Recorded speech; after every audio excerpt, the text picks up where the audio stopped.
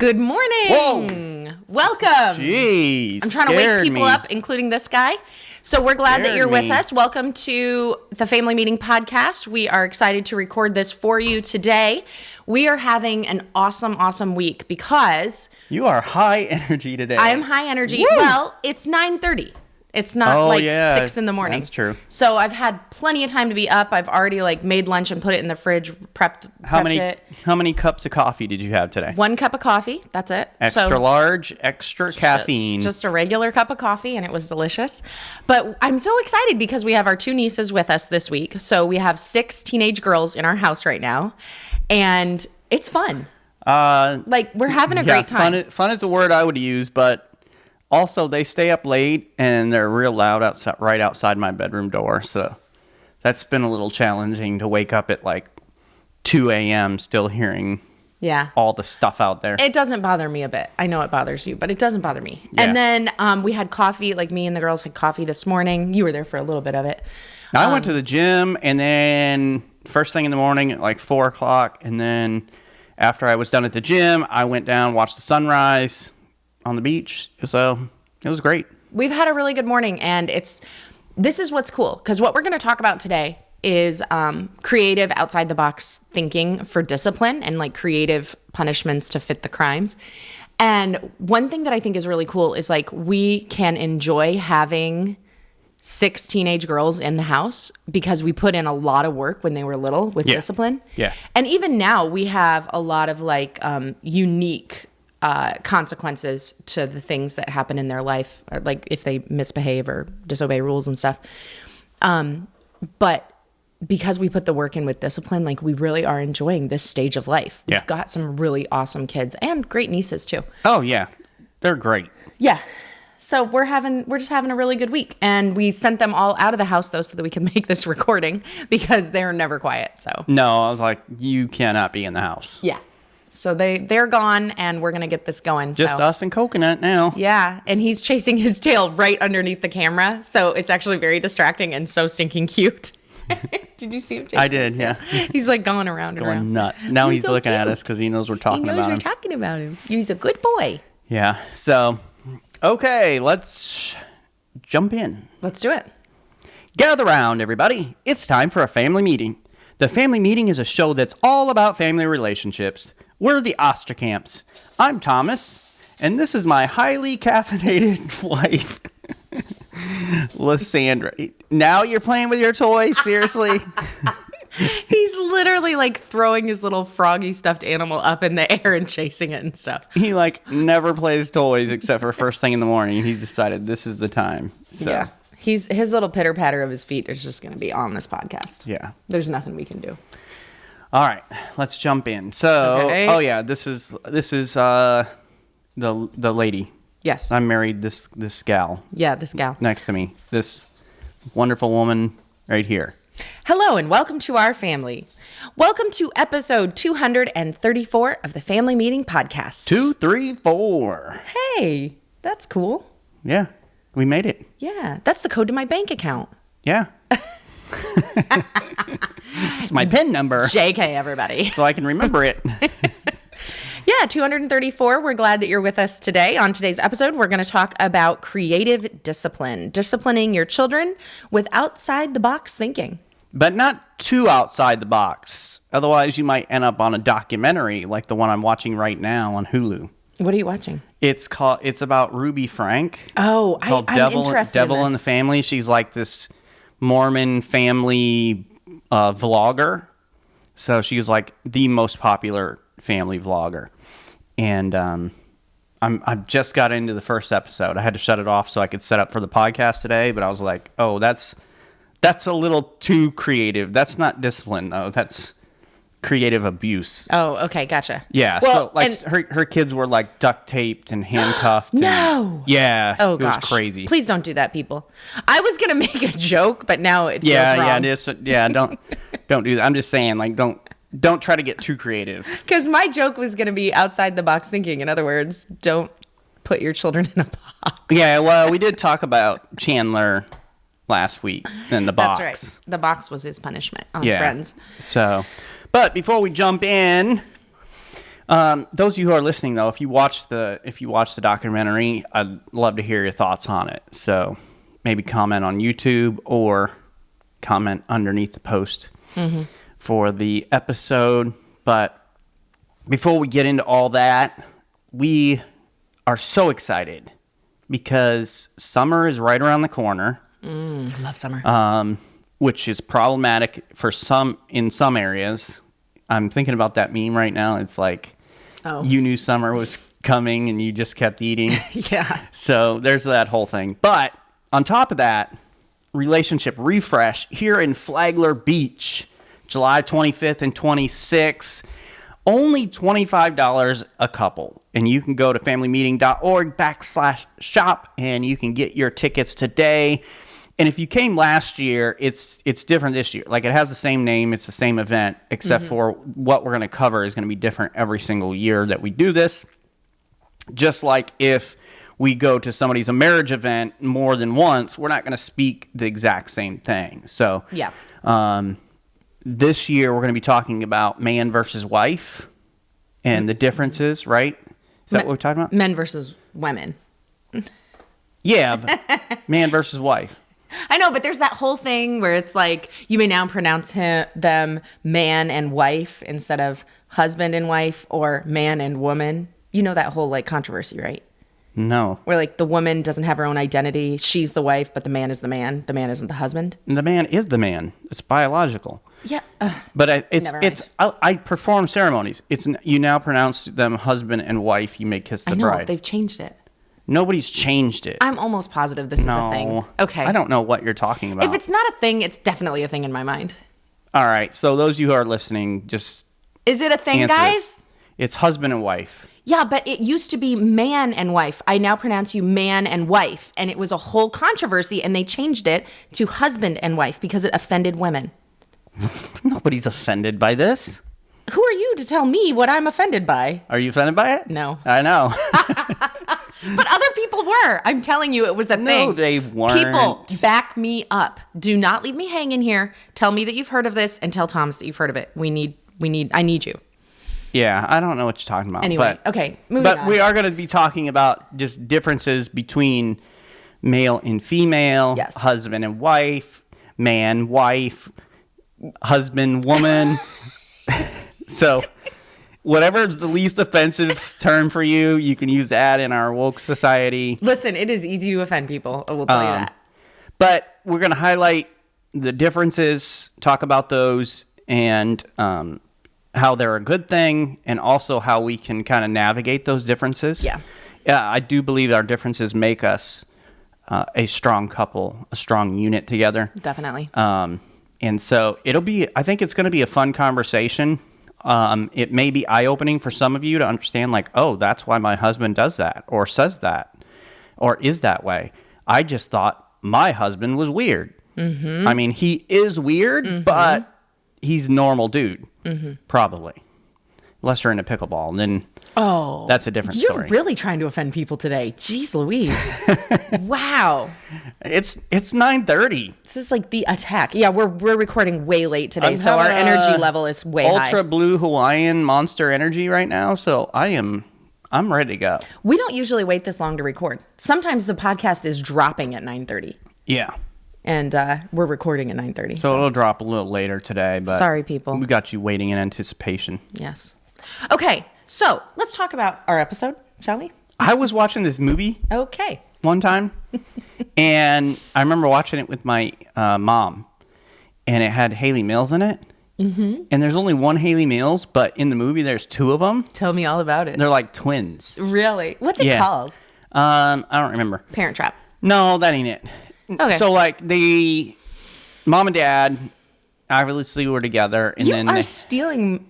They had twins.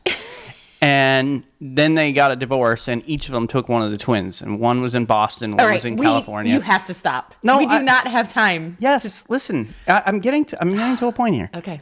So the twins are separated at when they're young.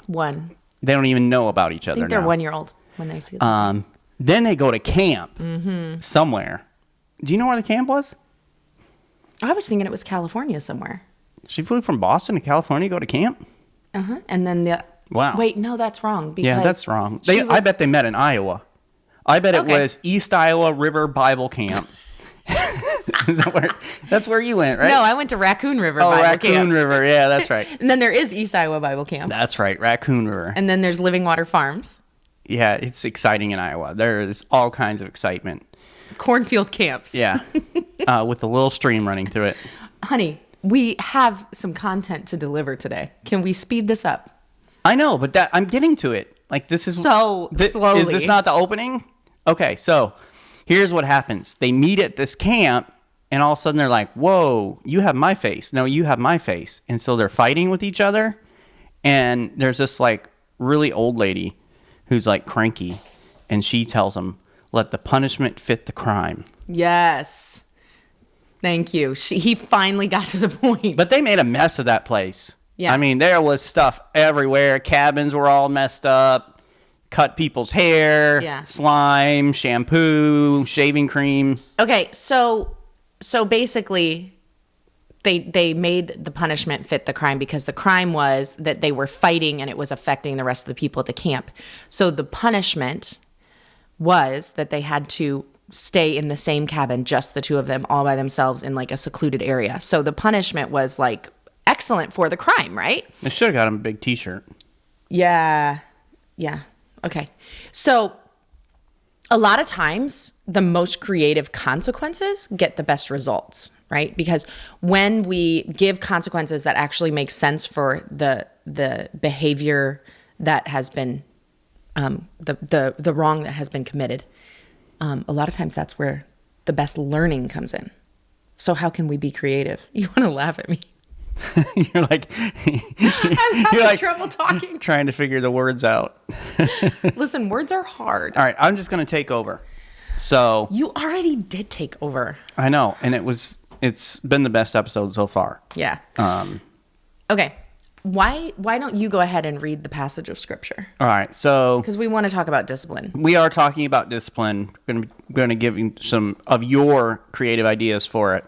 But as Christians, followers of Jesus, we're reminded of Hebrews chapter 12, verse number 6. And we're going to read a few verses here. It says, "For the Lord disciplines the one he loves." And I know when I was a kid, it didn't feel like it. No. And there are times where God has to correct me, and it's like, it doesn't feel like it. But I understand as a parent what he's talking about. "The Lord disciplines the one he loves and chastises every son whom he receives. It is for discipline that you have to endure. God is treating you as sons. For what son is there whom his father does not discipline?" And there is an implied answer. It's like no father refrains from disciplining their children that they love. "If you are left without discipline in which all have participated, then you are illegitimate children and not sons." King James puts a little more emphasis on that. "Beside this, we have had earthly fathers who disciplined us, and we respected them. So shall we not much more be subject to the Father of spirits and live? For they disciplined us for a short time as it seemed best to them, but he disciplines us for our good, that we may share his holiness." And the idea behind verse number 10, "as it seemed best to them," the idea behind it is like they're doing it for their own benefit. Mm-hmm.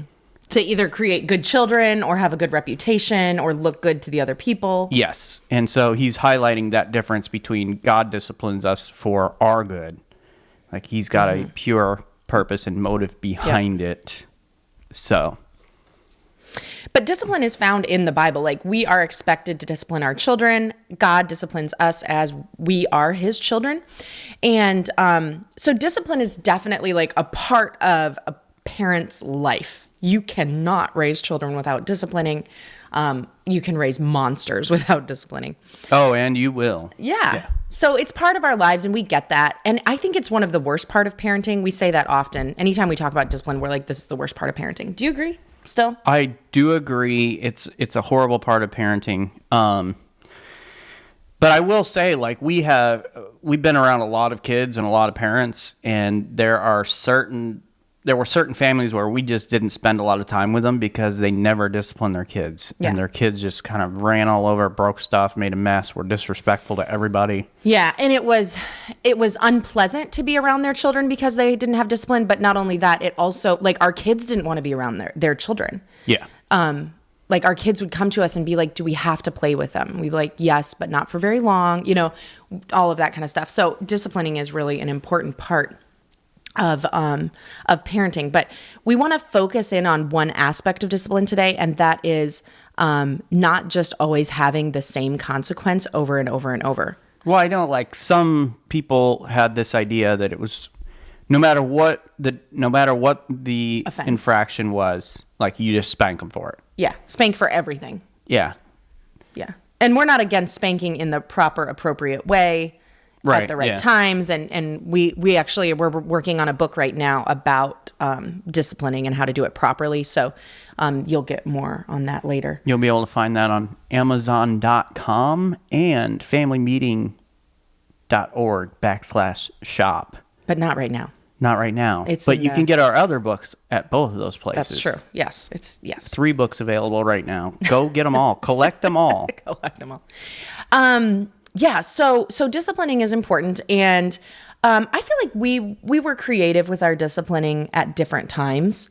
More creative the older they got, I would say.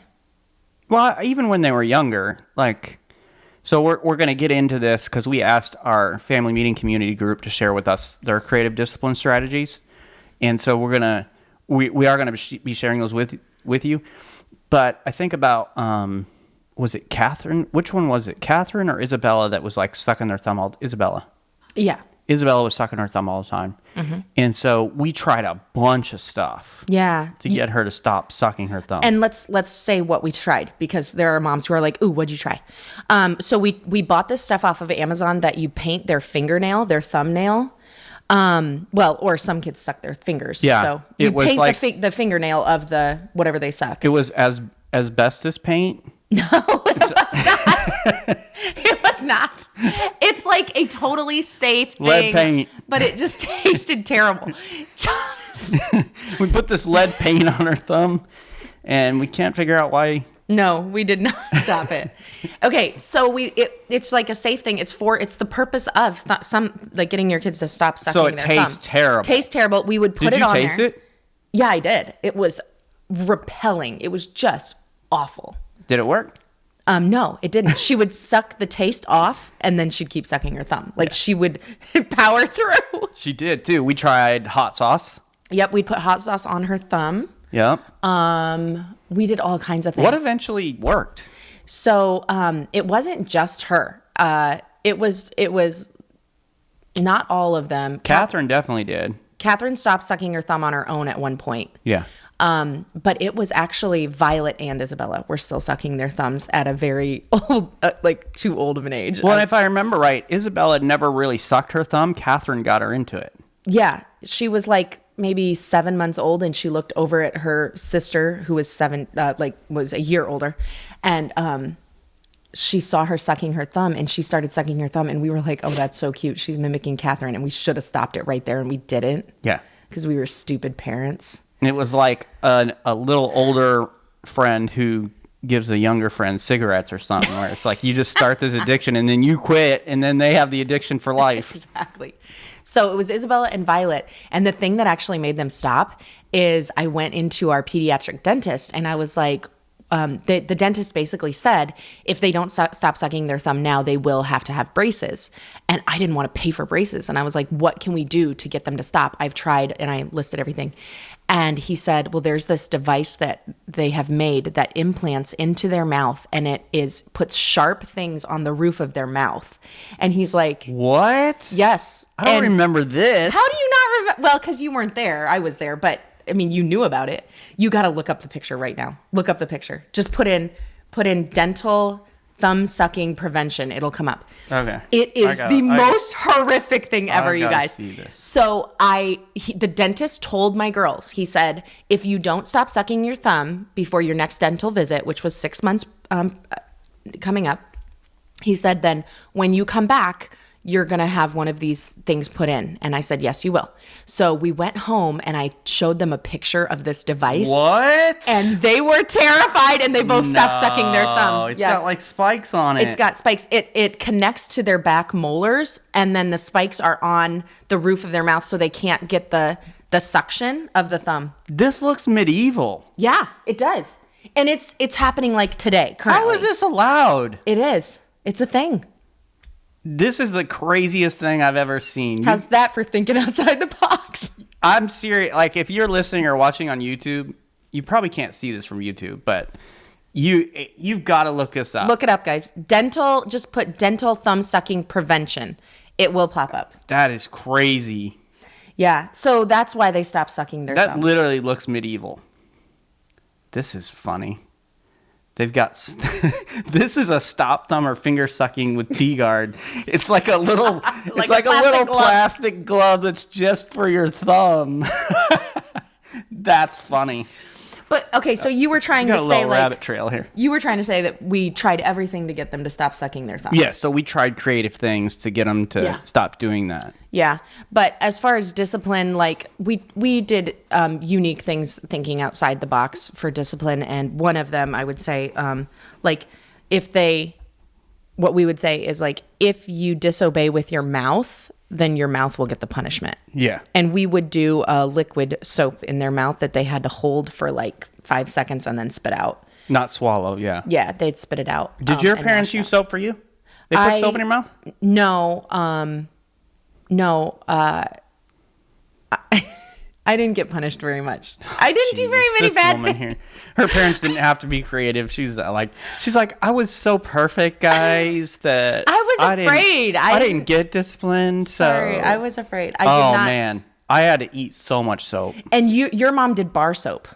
My mom did bar soap for a while, and then later on it was liquid dish soap, and so she would either squirt it in our mouth or she would take and put it on her finger and then like rub it on our tongue. Mm-hmm. So, because I mean, we were mouthy. I'm still like you listen to the podcast. You know, I'm still mouthy. So guess what, Mom? Didn't work. I'm gonna get some soap and put it right here on this table while we do the podcast. Yeah, keep you in line. Blowing bubbles here. So what other creative ways do you think that we discipline? Can you think of others? That was the one that came. I mean, and I don't know that that's that creative, really. I'm sure some will come up as we kind of. Yeah, we talked about it yesterday, but now I can't remember what you mentioned. So you talked about, with the mouth. Yeah. And that brings up the first one here. So this is in our Facebook community group. If you're not in the community group yet, you need to jump in. We're having different conversations all the time. And it'll get you on the podcast. So, yeah. Let's see. Did you write down who said this one? Not this one. I can look it up. Okay. Yeah, But go ahead and read it. Let's see who said this, because I want to call them out. Well, I'll read it. All right, you read it. I'll look it up. Okay. She has to have her phone off during. Yeah, I'm. During recording, because hers makes noise. She didn't know how to shut it off. Okay. If the kids are having trouble with their tongue, being unkind, ugly, lying, disrespectful, etc., I make them eat a spoonful of mustard, which they hate. I personally don't like the idea of making them eat soap since it's not made for human consumption, but the mustard seems to work for a little while, which she is smart because she understands like eventually the mustard may not work. They might actually develop a strong taste for mustard. I feel like if the soap is safe enough to like clean up like oil covered ducks and whatever, like it's fun. It's probably. Yeah, it's probably safe to put in their mouth and spit out. Well, I know it is because you're fine and our kids are fine. But I understand what she's saying. I mean, I don't know that I'm actually fine, but I get what she's saying. She's saying rather than do something that's not made for human consumption, use something they just dislike. And I thought that was a great idea. And then another mom came back and said, try apple cider vinegar. And I thought, wow, that was a great idea because that stuff's terrible. And supposedly also very good for you. So use kind of like 2 birds, 1 stone. You can use that apple cider vinegar and they'll hate it. So basically if they lie, they're disrespectful, they're unkind. We had one daughter who could not stop doing this. Ugh. Oh, yeah. Every time we gave her a chore or anything that she had to do, because she didn't want to do anything. And so every time she did, she got soap in the mouth. So, because it was a disobedience with her mouth. Okay, it was Jessica. I thought it was Jessica, but I didn't want to say. Yeah. Jessica, yeah. And so who said the apple cider vinegar? Sarah. Yeah. Sarah. Which is a great idea. Apple cider vinegar, yeah. And then that tastes terrible. It is terrible. So it's really terrible. This actually was the inspiration for this episode. A friend of ours, Evan, who is an awesome dude, shout out to The Real Deal. He has a daughter who would pet her sister's hair, like pet like a dog, and the little sister doesn't like it, which is totally reasonable. You don't like it either, do you? I do not like it at all. So, they did all the things to try to get her to stop doing that, but they found the thing that works. Every time she pets her sister, she has to pay $1. She gets fined. And this works for her. It has prevented her from doing it because she feels it with the money. Like, she doesn't want to give up the money. Yeah. But yet other punishments didn't work. So I thought that was such a great idea and such a creative way. Like, it's something else. It's thinking outside the box. So I thought that was really good. Yeah. And then Chloe is going to tattle on Drew. Well, yeah, because here's the thing. This is a conversation we were having. Drew and Chloe came over to the couples retreat that we did in Illinois. And so we were actually talking about it there. But Drew Koski takes away pizza for life. That's what Chloe said. So they were having this conversation, and I forget the exact situation that happened. They were in the car, and I think one of their kids basically was like, we never get Little Caesars anymore, or something like that. I think he was just throwing a fit and complaining and whining and stuff. Yeah. So Drew was basically like, if you don't stop, you're never getting Little Caesars again for the rest of your life. They said that the kids' faces were just sheer terror. So whatever works. The bad thing is you got to follow through. Besides that, Little Caesars is the worst pizza there is. But it's the cheapest. Yeah. So it's good. There's for a reason parenting. it's the cheapest it is. It's the worst pizza there possibly is. Yeah. So here's what Chloe said, and I think this was really good. I've made them hug until they laugh when they fight. And that one's always fun. Yeah. And actually, this is something that I used to do too for the kids, is make them hug for a while. So I thought that was a really good one. Yeah, so Drew takes away pizza. She makes him hug. And I like what your response was. We can learn from bad examples too, so thanks. Yeah. Thanks, Drew. Yeah. We got to learn from those bad examples. Let's see. So, is it Jenny? Yeah, she's responding to Chloe's comment. Jenny says, I'll have to try this one, the hugging. Taking away pizza for life is cruel and unusual punishment. She'll try the hugging, but we're not going to take away pizza. Yeah. But it is true that you can learn from bad examples. And just like you were talking about this documentary that you're watching, it's like, this is what not to do. Yeah. Okay, so this was a great idea. Who said this? I think it came from Holly. Yes. Okay. Every time our kids fight, we give them one of my chores. I love this idea. That is genius. Because not only does it punish the kids, but it rewards mom. Yeah. I love that one. That's really good. Yeah. That is a genius idea. It's these thinking outside the box. People are creative. So you just got to find out what everybody else is doing and learn from it. And right? here's the thing. You give them whatever one you hate the most. Absolutely. So Yes. what would that be for you? Cleaning the shower. Okay. Yeah. Yep. That is a horrible job. So figure out what is the worst thing. Make them do that. Yep. Make them clean the hair out of the drain. Yeah, that's with gross. no gloves. Ew. Let's see Christy. here. Christy says Wyatt threw his cat in Logan's face, and I told Wyatt he was going to be arrested for kitty abuse. These boys are now grown men. Yeah, they are. That's so funny. But that was great. That was a really good laugh. funny. Kitty abuse. Okay, here. Oh, just so you know, no animals were harmed in the making of this episode. Right. I think this was Barbie. said younger 3 get technology banned.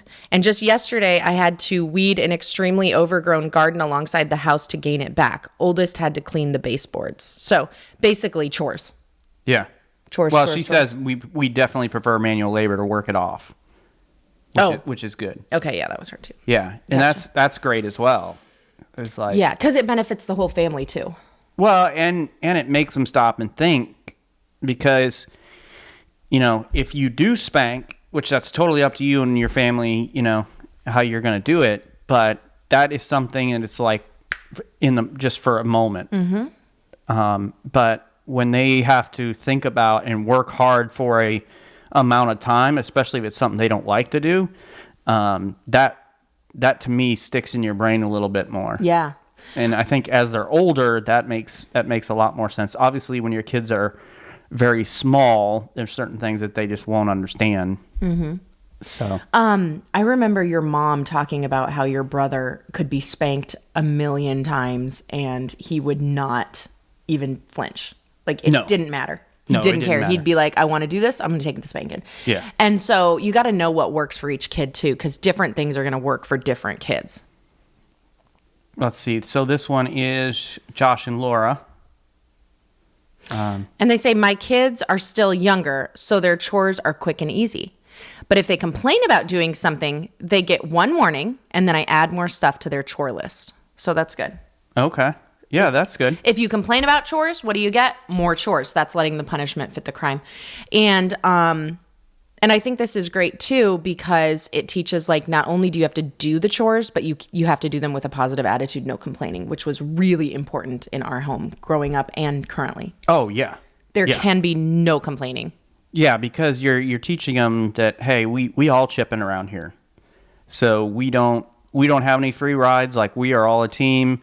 And we're all working to, whether outside of the house or inside the house, to help provide for our family and make sure everything runs smoothly. So I like that. That's a great thing to do. Yep. And you notice how that they're giving their kids, Josh and Laura, is it Gabriel's, are giving their kids chores that are appropriate for their age and where they're at. Yeah, that's something to think about. Which is excellent parenting. So I love that they're teaching them, even while they're young, how to chip in. So right, here's what we do. Yeah, this is something we do here, and this has worked Really, really well. So most of you know we have 4 teenage daughters, ranging from 14 to 19, and there was just like a time where all of a sudden, like, dishes were just everywhere. They just got relaxed. They left him out. So for those of you that have not been to our house, which is almost all of you, now if you want to come for a visit, we'd love to have you. So make arrangements. Come on down. Yeah, but send a text. Let us know who you're coming. Well, yeah, don't just show up at the door. But we have two floors in our home: kitchens downstairs, living room, dining room, and then upstairs is where the bedrooms are, and then there's an open, basically another living room. And that's kind of where the kids hang out. Downstairs is a showroom. A showroom. Downstairs has to stay clean. It's ready just in case podcast listeners show up without texting. And you're going to jump in? I was going to say, it's clean all the time because it has to be for my sanity. Yeah. Yeah. It's not showroom clean. I was just teasing. But upstairs is kind of where the girls can live and hang out, and we're less particular. There's Legos out. There's a puzzle table always out. There's always puzzles going. Yeah. But there are times where it's Jewelry like, okay, making. we're not eating together as a family at the dining room table, so you can take your food upstairs and just eat and whatever. But they're supposed to bring their dishes back downstairs before they go to bed. And so they were just kind of getting comfortable, a little lazy, and we have dishes upstairs, and all of a sudden we have little sugar ants all over the place. And so we're like, okay, this has to stop. And we told them, we gave them opportunities. That wasn't working. A bunch of opportunities. Yeah. Like, you've got to do this. Why are you not doing this? So we had a conversation, like, what are we going to do? Yeah. And I think it was you who said, we've got to figure out what'll really hurt. Yeah. Like, the punishment's gotta hurt. And so the thing that our kids hate the most, all of them, is doing dishes. They just do not like doing dishes. And so we said, hey, if you leave a dish up here overnight, you will do dishes by yourself for a week, because we rotate. Basically, every meal is somebody else's turn to do dishes. So for a whole week, you're doing them by yourself. Now, Lysandra often caves and does dishes for them because she starts to feel sorry for them. I do. I do more dishes that week during their punishment than I do on a regular week. But it works. Like, once they've had to do them for a week, or they see their sister have to do them for a week, it like snaps them back into reality. So there's times where I come out in the morning and there's a dish or something out there, and I'll be like, who left a dish up here? Who wants to do dishes for a week? And I don't always make them do it. Not now. You did at the beginning because it had to. Yeah, it had to sink in. So now it's like They might it's get a warning, and then if it happens again.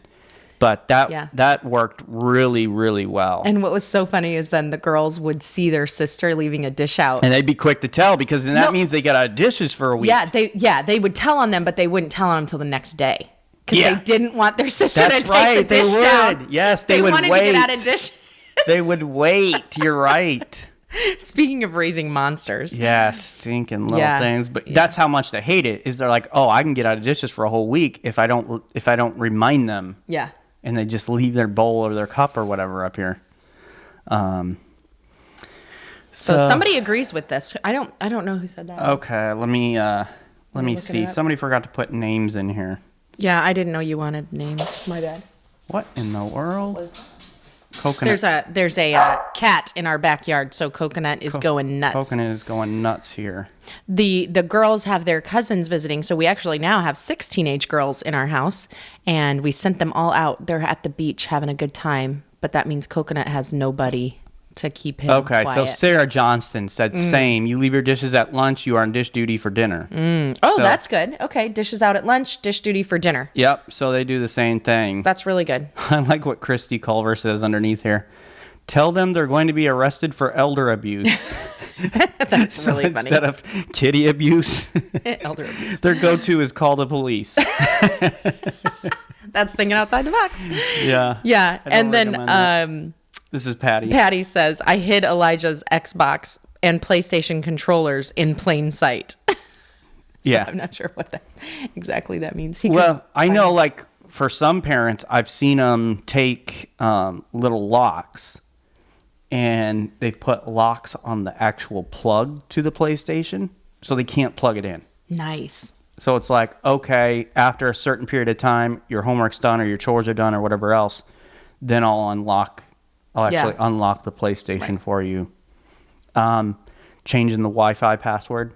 Ooh. So it's like, okay, you don't have internet until it's not the same now, because most people have cellular data. So not necessarily the same effect, but it can definitely work. Right. Okay, so that's all that came in through family meeting community group on Facebook, but we found some more.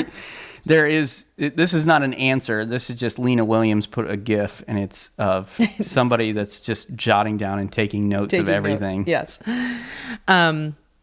But there's so we wanted to look up, so like, what's some other ideas? What's happening out there? So we looked up online. So here are some more ideas, and you may be looking for creative ways to bring new consequences in. So what we have is some fences, and then the punishment that some people are doing. So see if these punishments fit these crimes. Yes, and this may help give you a little bit of an idea of what can you bring into your disciplining with your kids, and maybe help you out with that. All right, so here's the crime. The crime is lying. Oh man, we had some liars in our family. What do you mean had? I don't think that they're lying now. I think we worked really hard to break them of that. They still lie from time to time. So, but here's the punishment. This is a good idea. Have the person write a truth diary for a week, where they reflect on the importance of honesty and write down times they told the truth each day. This encourages self-reflection and accountability. That would only work for an older child, Yeah. But it would be a terrible punishment for like a 9-year-old. Yeah. A 9-year-old would hate that. Our kids hated writing at that age. But you could add, like, we're Christians, so you could add Bible verses about truth and about lying, speaking truth.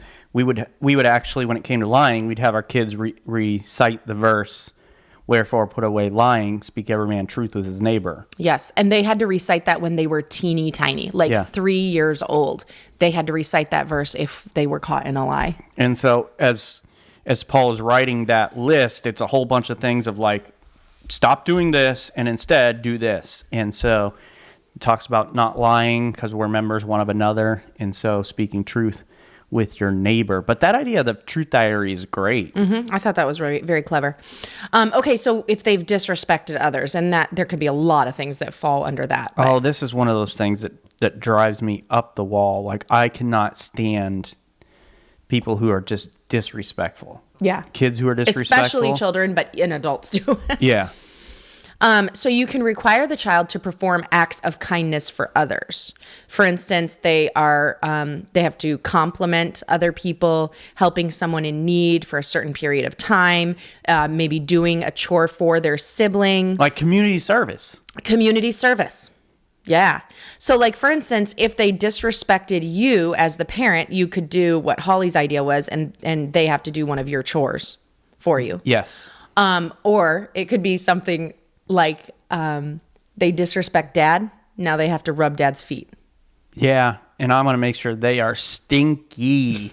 I am wearing no socks all day long in my tennis shoes. Ooh. And I'm going running. I'm going to lift weights. Yucky. Okay. Or if they disrespect their sibling, then they have to clean their sibling's room for them. So it's the punishment is fitting the crime. That's the idea. And it will help them to understand the value of respect and empathy.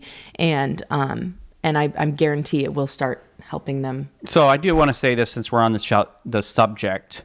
Dads, make sure your children respect their mom and don't let them be disrespectful.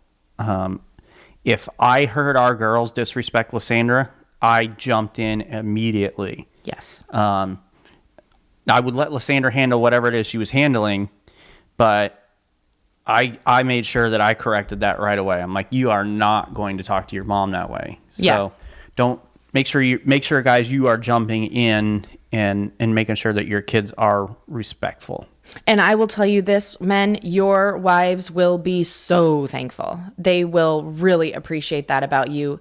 I still to this day, like looking back, I'm so thankful that Thomas was like that he made our children respect me. All right, so let's talk about breaking rules. Okay. You could assign them a task that requires careful attention to detail. So whether that's organizing something messy, like think about organizing the garage. Ugh. And what a mess that. Why do I get that punishment every single week? Because you're breaking my rules all the time. We have a strict 8:30 bedtime rule. Yeah.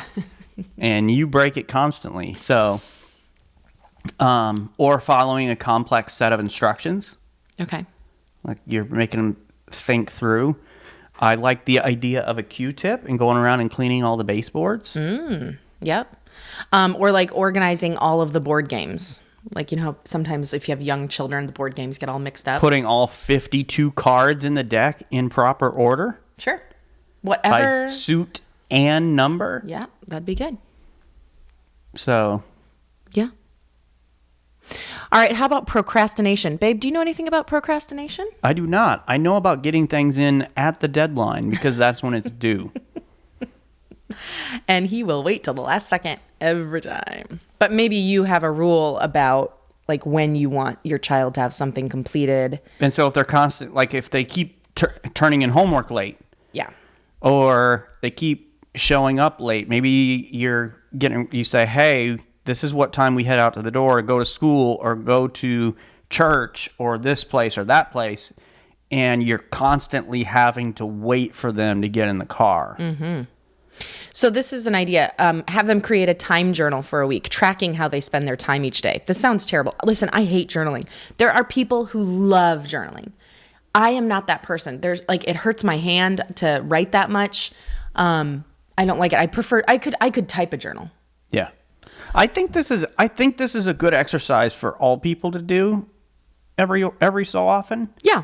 I mean, the Bible talks about redeeming the time because the days are evil, like being aware of how we're spending our time and make sure we're using it wisely. And most of us aren't really cognizant of how much time we waste, but especially for those of your kids who are just having a hard time being on time or keeping track of time. Yeah. They can kind of learn how to manage their time and figure out, okay, it takes me 15 minutes after I'm dressed to make sure I'm ready to walk out the door. So, okay, I need to be dressed by this time. Yep. That's a good idea. Here's one Lysandra knows about. Being disruptive. Okay. If any of us are disruptive, it's me. And this can be brutal, especially depending upon their personality type. And that is assign them a silent activity for a period of time. That would kill me. Like, well, not reading a book. I like to read. So like reading a book, writing a journal entry, creating something artistic. This teaches them the value of silence and focus. Mm-hmm.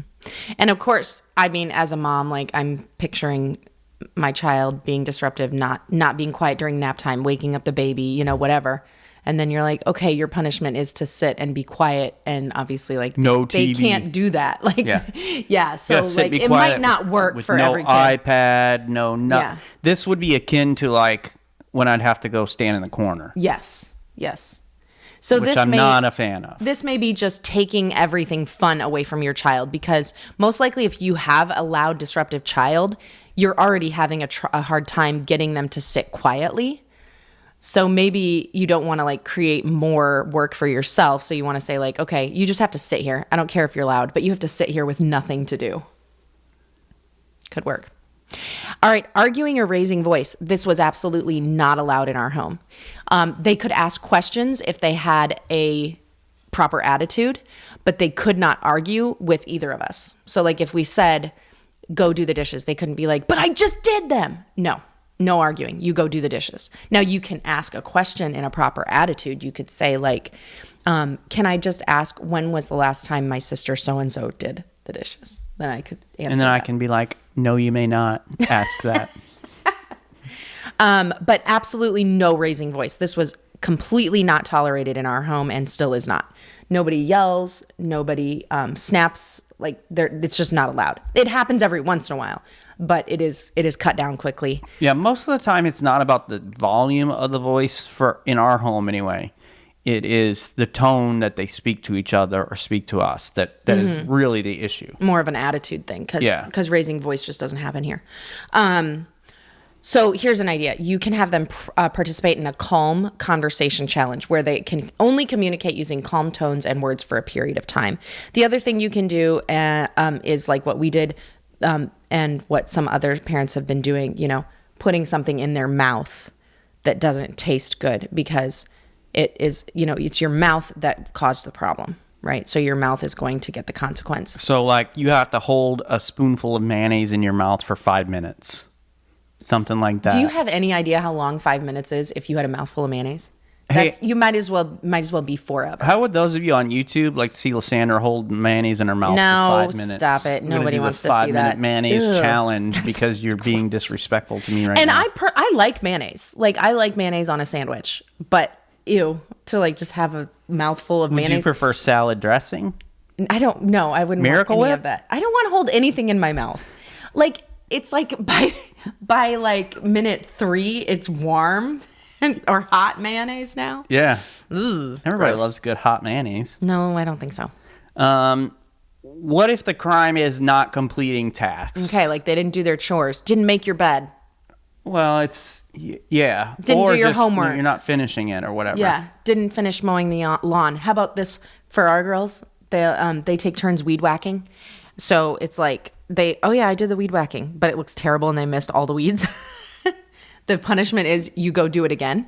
Yeah. And you go do it again and you do it again until we give you the sign off. Well, and I like this suggestion here And that is make them take over a small, responsible task that requires consistency. Okay. So that could be watering the plants every day. So like an ongoing chore that they're going to have to do regularly. And so they're learning to follow through with a task and develop that sense of responsibility and importance for completing tasks.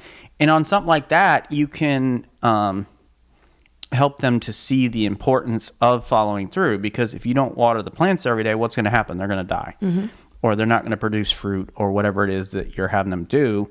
So you're correlating, helping them to see that when we leave things undone, there are negative consequences to that, negative fallout from that, whatever it may be. And I think too about like taking care of an animal, right? Like you have to water the dog every day, and now that's become your water chore. The dog. Like give the dog water. Give the dog water. Water the dog. How do you think dogs grow? Change the litter box, feed the cat, like whatever it may be, right? Yeah, or just walking the dog. Mm-hmm. We've done that as a punishment. If they skipped their turn of walking the dog, they have to walk the dog for a week. Yeah, because it's like, how would you like it if you couldn't go to the bathroom all night long and then not until noon? Ooh, yeah.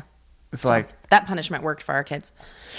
Not taking care of belongings. This happened all the time and still does. Like if they leave stuff somewhere or they break things, they're being careless or whatever.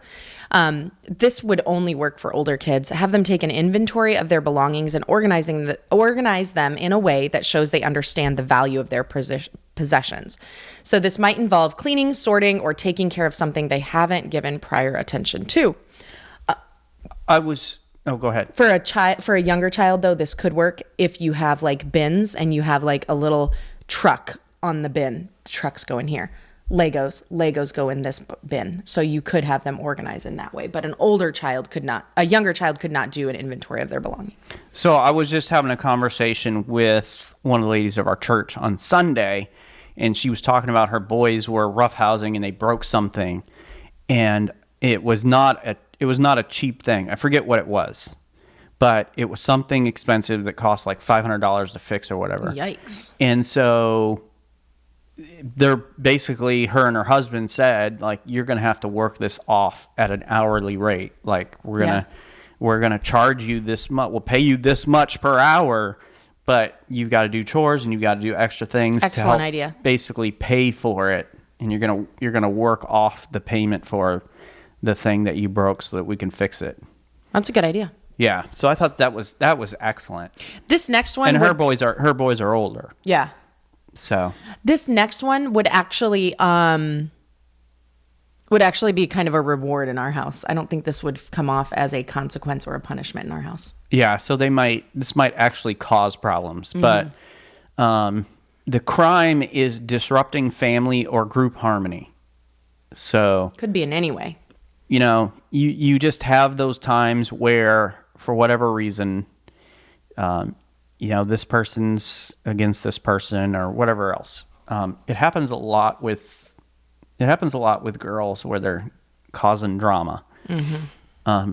Guys typically like duke it out, and they might break something and then have to work it off, like we just talked about. But then it's done most of the time. Like we fight, okay, we're good. But anyway, here's the punishment. Make them plan and execute a small family or group activity that focuses on bringing everyone together in a positive way. This could be a game night or a shared meal where they're in charge of organizing and making it enjoyable for everyone. Our kids would love that. Yeah, so they might cause trouble just so they can be the one who has to organize the game night or whatever. Who gets to pick what we eat, pick what we exactly play. So this one would not work in our family. So I think it should be the opposite. Where it's like, okay, if you're the disruptive one, like you're causing problems with another sister, then that sister gets to decide what we're having for supper and what game we're going to play. So you'll participate. Yeah, and you can pick the thing they hate the most. Like, oh, they hate Monopoly. Guess what? We're playing Monopoly tonight. For 6 hours. All right, and lastly is being selfish. Do we ever see that in our house? Kind of fitting you got this one, honestly. I know. I am selfish. We all are. We see selfishness in our family. Not we all. No? No. Who's not selfish? Well, I have been commanded to love you like Christ loved the church and gave himself for it, and I'm doing a pretty good job. Great. How are you doing in the area of pride and arrogance? Fine. Great. Stating facts is not pride and arrogance. Facts, you're using that term loosely. All right. Being selfish. Have the person volunteer for a cause, a charity, or help others who are less fortunate. So if you see a child in your family is really, really selfish, self-focused, and that's like the thing that they're struggling with, send them down to the mission. Yeah, which Send is them great. to Helping the food them pantry. to feed the homeless and that sort of thing. To kind of get a different perspective on, how much they have, how good we have it. And it's going to teach them empathy. It's going to teach them the importance of giving back. And I think this would work for like complaining also. Like if somebody's complaining all the time about the food they're eating or whatever else. Or greediness. Like, I want the newest tennis shoes. I want the next game. I want the big whatever. Yeah. Yeah. But here's the deal. Whatever you're going to do for your consequences for misbehaving, the key to creative punishment is ensuring that they're fair, okay? Let them be appropriate for the crime that they've committed. Right? I heard a phrase like, let the punishment fit the crime. That's a great phrase. I was watching this movie. Oh, stop. We are not going back through Parent Trap from beginning to end again. And now I forgot what I was going to say. I had something I was going to say, No, Thomas, but this Robert. time is it the Lindsay Lohan version? No. Shh. So I won't talk about the Haley Mills one. Shh, baby. Shh. But the punishment has to be creative, but it has to be appropriate, because we have seen parents give extremely inappropriate punishments for the crime committed. Yeah, it's like some small infraction and they're like losing it. And it's like, yeah, for like a full week, you'll never like no pizza for the rest of your life, right? Like, yeah. So you not go to church for a month. I'm like, yeah, that we've seen that. Really? Like, this is not going to help your child at all. So really think about what's appropriate for their age and for the misbehavior. Okay. Because what you want to do is you want them to have a better understanding of the consequences. You want them to have an understanding of like the reason that this led to this. And I think this kind of goes into the family meeting idea. If you're having issues with a certain behavior, and obviously this might depend upon the age of your children, but if your children are old enough to have this conversation, asking them what they believe an appropriate punishment would be. It's a great idea. And having that conversation with them. And so they may say something, it's like, my punishment should be, and sometimes you'll have kids who will jump to the deep end, and it's like, that's really way too harsh. Yeah, our kids did that. When we let our kids suggest a punishment, they made it really, really harsh usually. I'm like, I like what you're thinking, but that's pretty severe, so we won't do that. Or most often they'll probably jump the other way where it's like not that big of a deal. And so part of the conversation is working through them to find the appropriate punishment. But I think that's an interesting conversation, and it also helps them to think through the repercussions for their actions a little bit and take more ownership for their behavior and what they're doing. All right. Well, thanks for joining us today, you guys. Please go and subscribe to the Family Meeting Podcast from your favorite podcast provider. And if you found this information helpful, please share this episode on social media and invite your friends and family to listen in with you. To find more content and information Lysandra and I provide, you can go to our website, familymeeting.org, or email us at info@familymeeting.org. If you'd like to shoot us a text or call us, you can send a voice message at 904-257-3062. And we want to invite you to join us for our next family meeting as we talk about looping in listening. Is this like crocheting? What is this? Oh, you'll find out next week. This practice is going to help your communication. It's going to help your marriage, and it's going to help every area of your relationship if you can get this one down. All right. We'll loop around next week and listen in on this conversation. All right. Thanks for joining us today for this family meeting. Have a great week, everybody. This meeting is adjourned. Thanks for listening, you guys. Coconut heard the clap. He heard the clap. He knows that the episode is over. Good boy. I know we're done recording. So we want to hear from you about your creative disciplining ideas. Maybe there was a strategy that you used in the past or you have thought of based on this episode. Put it in the comments. We really want to hear from you. We learn from each other. So, so tell us what you've done. Share it with us. I also want you to share with me your thoughts on that medieval gadget for thumb sucking. Nah. Or what worked for you? It scared our kids straight. It did. Just them having the thought of having to put that in their mouth. Mm-hmm. So fear works, I guess. Yeah. Thanks for joining us, and we will see you next week.